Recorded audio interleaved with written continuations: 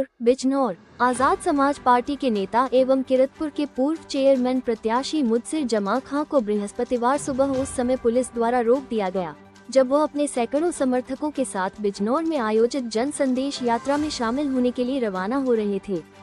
घटना के बाद समर्थकों में नाराजगी देखी गई और क्षेत्र में राजनीतिक चर्चाओं का दौर तेज हो गया।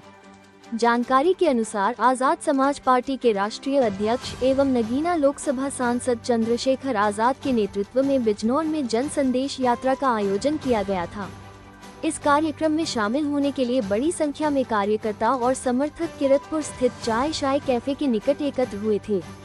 इसी दौरान भारी पुलिस बल मौके पर पहुंच गया और कार्यकर्ताओं को आगे बढ़ने से रोक दिया। मौके पर कुछ समय तक गहमागहमी का माहौल बना रहा। समर्थकों ने पुलिस कार्रवाई पर नाराजगी जताते हुए इसे लोकतांत्रिक अधिकारों पर अंकुश बताया।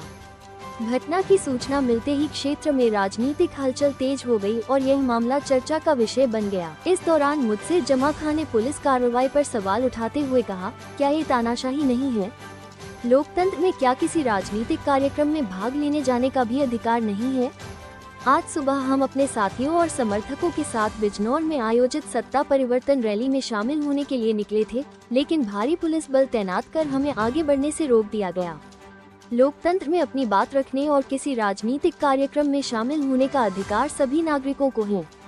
उन्होंने कहा कि उनके समर्थक शांतिपूर्ण तरीके से रैली में शामिल होने जा रहे थे, लेकिन उन्हें रास्ते में ही रोक दिया गया, जिससे कार्यकर्ताओं में नाराजगी है। वहीं प्रशासन की ओर से कानून व्यवस्था बनाए रखने और सुरक्षा व्यवस्था के मद्देनजर आवश्यक कदम उठाए जाने की बात कही जा रही है।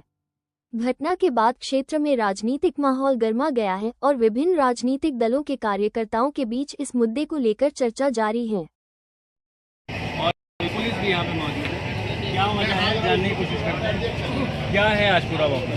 देखिए, हमारे नेता चंद्रशेखर आजाद जी द्वारा ये ऐलान किया गया था कि 4 तारीख को जिला बिजनौर से सत्ता परिवर्तन यात्रा आज के हालातों को देखते हुए लोगों को जागरूक करने के लिए निकाली जाएगी और सीधा सीधा असर उसका सत्ता परिवर्तन पर ही पड़ना था। ये यात्रा पूरी तरीके से कामयाब होने के बाद इसका रिजल्ट आने वाले विधानसभा चुनाव में पता लगता है कि आजाद समाज पार्टी की सरकार आ रही है। इसी की घबराहट में प्रशासन ने ना तो इजाज़त दी है और पूरी तरीके से हमारी यात्रा को विफल करने के लिए प्रशासन को हमारे नेताओं को गिरफ्तार करने के लिए छोड़ा हुआ।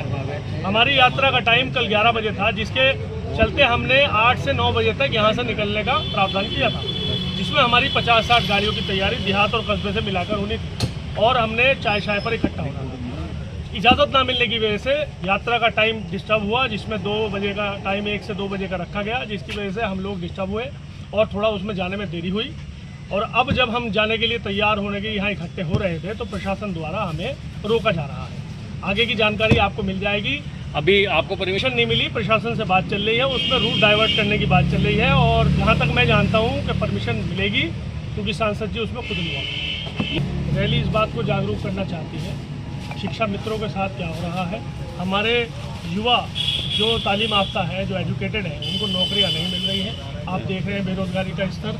आपने देखा नीट का पेपर लीक हुआ, वो भी एक बहुत बड़ा मुद्दा है, जिसकी वजह से कुछ हमारे युवाओं ने सुसाइड भी किया है। अगर नीट जैसे पेपर लीक होंगे तो हमारे युवाओं के भविष्य का क्या होगा, ये आप लोग जानते हैं।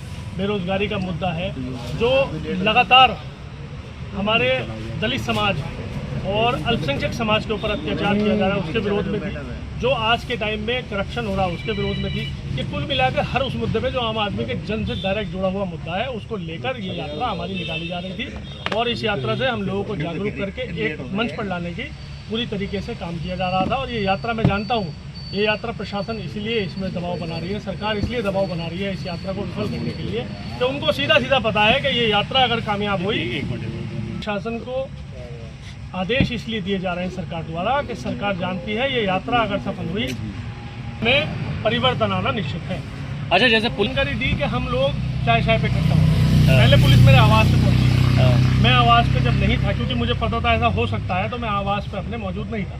मैंने अपने लोगों को फ़ोन द्वारा लोकेशन दी थी, क्योंकि इतने सारे लोग हैं, हम लोग इकट्ठा होकर निकल जाते। क्योंकि मैंने अभी तक गाड़ियों पे झंडा भी नहीं लगाया, ना कोई पोस्टर लगाया कि हम पता ना चले कि कहाँ जा रहे हैं। पर क्या है कि प्रशासन को किसी ने सूचना दी और हमें यहाँ पर अभी बड़े नेता को पहचाने लिए